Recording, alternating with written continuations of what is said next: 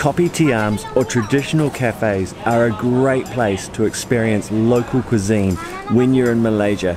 Today we're in Kuala Lumpur and we're going to take you to a kopitiam for a noodle feast. I'm Thomas. And I'm Sheena, and we're chasing a plate. We hope you're hungry. Let's eat. All across Malaysia there are these kopitiam or traditional cafes which house a number of different vendors selling different types of food under one roof. They are a really great place to lunch.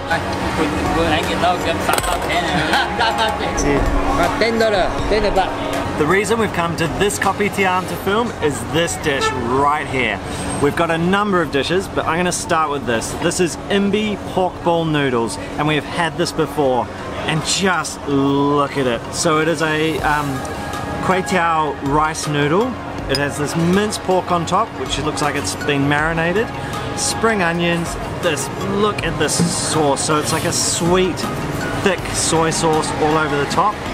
Has some white pepper sprinkled over it, and that in essence is the entire dish. So a pretty simple dish, but it comes with this soup right here, which has the pork balls, a very light broth, so like a pork broth, and also this blood sausage, but a really light pork blood sausage. And then the ultimate side for this entire meal is these pickled chilies, which come in a light, I think is it a vinegar or a soy? It's a vinegar, so in a light vinegar. I'm just gonna mix up this big bowl of these noodles. Look at the way that that sweet soy just covers the noodles. This dish gets me so excited. All right, let's just try some of this. We've got to get it down.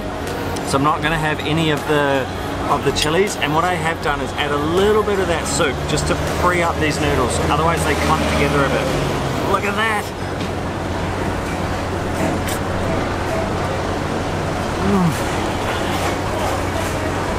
Oh my god, it's got sweetness from that sweet thick soy sauce.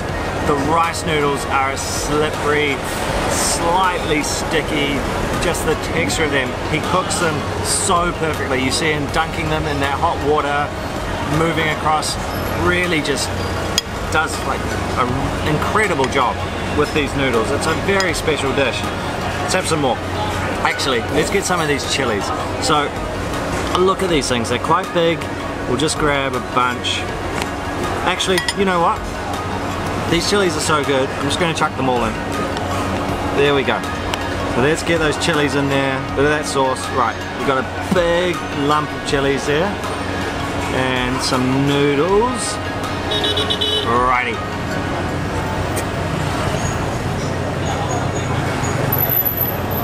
That is so perfect. The chilies themselves are quite sweet and have a really good hot chili kick, but just in that beautiful sense, so they sort of take over your mouth, but you don't think, that's too hot. Absolutely perfect. And then these noodles, you've got this pork. Oh wow, this is such a good dish. And then there's the soup on the side. So you obviously can eat the soup. You've got the pork balls, and then the blood sausage, which is something really special. I might actually let Sheena try those so you can get her opinion on this dish.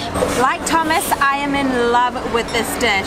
I'm going to start with the soup first. So it's quite watery, and there's just a few spring onions in there, about 4 big pork balls, and then 2 pieces of that blood sausage. But let's just try the soup by itself.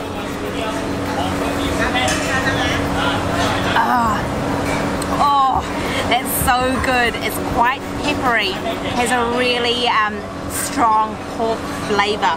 I'm going to give this blood sausage a go. What I really like about this sausage is that it's not very dense, so the ingredients inside the sausage casing are quite lightly packed. Let's just taste it.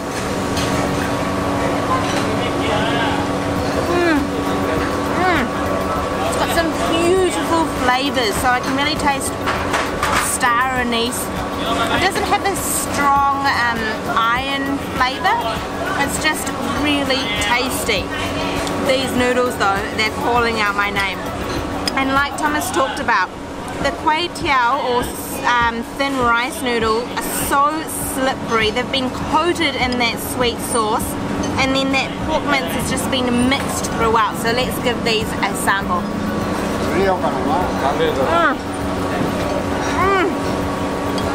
Wow, so slippery. That sweet soy has just coated those noodles. You can actually order these dry, or you can get them in a soup version. We love them dry, because then you can just add the soup as you see fit and sort of make it to taste. Next up we have the curry mee. It is all about the noodle dishes today. We've got 3 to try. So the curry mee is made up of green beans. We've got these tofu puffs, blood cockles, yellow noodles, and there's some bean sprouts in there. They're sitting in this coconut creamy broth. Looks pretty spicy too. You can see all that chili oil on the top. There's chicken, a whole chicken wing in fact, and then there's some potato. My favorite part of curry mee are the tofu puffs, because they're deep fried, and then once they're chucked into that soup, they just soak it all up, and when you bite into that tofu puff, it just explodes. So let's give this one a go.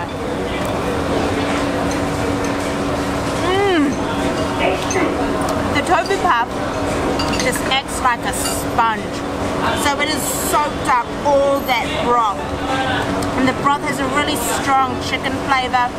It's creamy from a dash of coconut milk, and it's got a little bit of chili in there. That tofu puff though, so soft after it's soaked up all that broth. Let's give these noodles a go. First the yellow noodle. They're quite crispy still, or look like they have a bit of texture, so let's see if they do.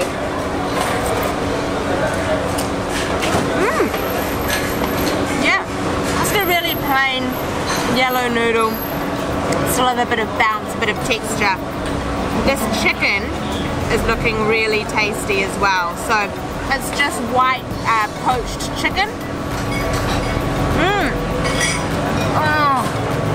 And poached to perfection.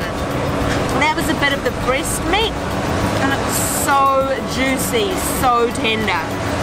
Not bad at all. The next noodle dish, mee kolok, and this is from Sarawak, which is a state on Borneo in Malaysia. So it's another noodle dish with like a thin wheat noodle.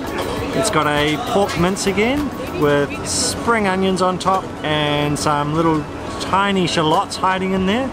There's some chasu, which is a barbecue pork, which is cut really fine. There's a little bit of egg, and this one also comes with a little side of soup, which I'm just going to pour over the dish just to free up the noodles a bit and give it a bit of like lightness when you eat it, so it doesn't all come out in one big clump. And then there's some little chilies that come with this one, and these look really pedas, or that means really spicy, like heat hot in Malay. And I think these are fresh ones in the light soy sauce, but let's just dump all of those on because that's bound to add a whole lot of flavor. So just like the other dishes, or particularly that first pork dish, we've got to mix this all up, like really get it mixed up. Let's try some. So I've got some chasu, there's pork mince all over it, and then the noodles, and I can see some of those chilies in there.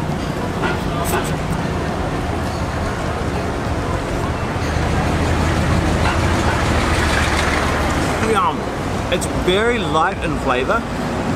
Nothing's very punchy. The chili flavor I got no hit at all, so maybe I actually had spring onion in there, not chili like I thought. Let's just try a chili. Yeah, they don't have much heat at all. They're a little bit of a hit, but not much. Oh, let's have some more. Because that was surprisingly light to eat.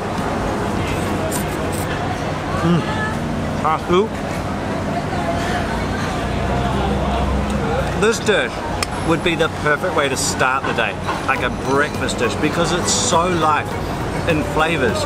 Nothing's that bold. The noodles are just quite bland, covered thinly in that soup. The chasu, because it's cut so thin, is just really light on the tongue. The pork is not overly rich. It's sweet if anything, but not too sweet. This would be the perfect breakfast. We're having this for lunch, but I will definitely happily come back and have this as a breakfast dish. Now I've got a bit of that egg, so it's like a little bit of scrambled egg. You can see the spring onions, there's some mince through there, and I've got some char siu hiding in there. Let's try one more mouthful.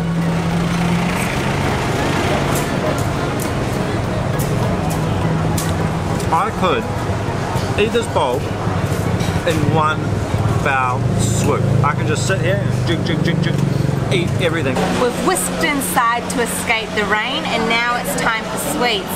A really popular vendor here is the pastry vendor, and we got the last Chinese egg tart that was available. When we first arrived, there were about 50 of these little things sitting in the window.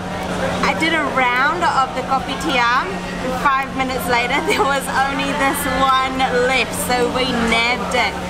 So the pastry is really flaky. Sometimes it's made with pork lard to ensure the extra sort of crispy, flaky oiliness. And then on the inside is an egg custard. I find these the perfect size because they're just, you know, just big enough to satiate that sweet craving.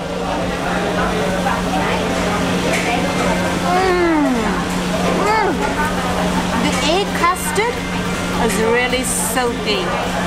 It's not overly sweet, but it's like the perfect sort of sweetness, and then that pastry around the edge is really crumbly, really flaky. You can see it here, there's lots of layers of pastry. Perfect end to this noodle feast. I've got my little portion of the tart here. I wish there was more, so we've got to make the most of. Oh no, I dropped it! We've got to make the most of this one little guy.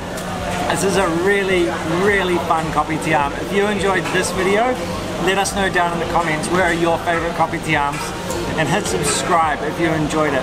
And remember, these kopitiams are not always Chinese like the one we've been to today. There are Malay style ones, there's you know, you'll find Indian style, you'll find Indonesian style dishes. So there are lots of different versions of kopitiam. We've had a great morning at this one, having this spread of noodles and of course an iced coffee to go with it.